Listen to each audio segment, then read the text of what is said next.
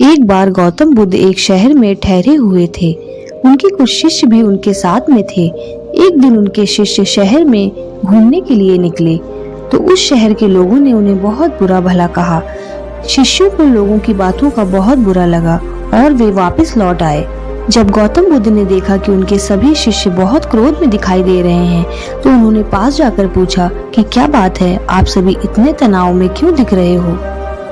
तभी एक शिष्य क्रोध में बोला, हमें यहाँ से तुरंत प्रस्थान करना चाहिए, क्योंकि जब हम बाहर शहर में घूमने गए तो यहाँ के लोगों ने बिना किसी कारण हमें बहुत बुरा भला कहा।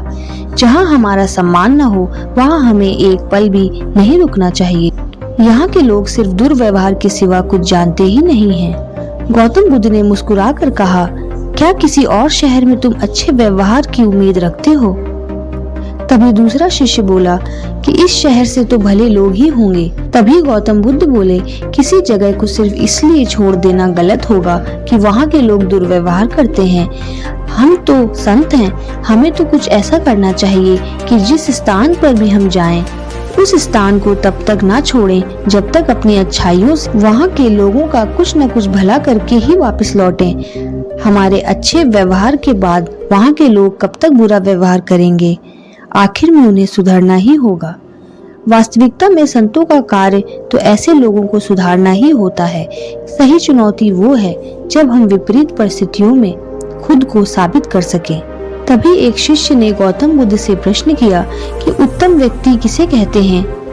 इस प्रश्न पर गौतम बुद्ध ने जवाब दिया, जिस प्रकार युद्ध में बढ़ता हुआ हाथी चारों तरफ के तीर सहते हुए भी आगे बढ़ता जाता है, ठीक उसी तरह उत्तम व्यक्ति भी दूसरों के अपशब्दों को सहते हुए अपना कार्य करता रहता है। खुद को वश में करने वाले व्यक्ति से उत्तम कोई और नहीं हो सकता। गौतम बुद्ध की बात शिष्यों को अच्छी तरह से समझ में आ गई और उन्होंने वहां से जाने का इरादा त्याग दिया। जब भी हम कोई कार्य करते हैं तो उस कार्य को पूरा करने में कठिनाइयां तो आती हैं, पर हमारे अंदर एक नेवर गिव अप वाला एटीट्यूड होना चाहिए। हमें कभी भी उम्मीद नहीं छोड़नी चाहिए, क्योंकि अगर हम मन से नहीं हारे तो सफलता निश्चित है। कई बार कुछ लोग हमसे कहते हैं कि ये काम बहुत कठिन है, ये तुम नहीं कर पाओगे, कोई और काम कर लो, पर हमें उन सब की बातों पर ध्यान नहीं देना है। हमें अपने मन की आवाज को सुनना है।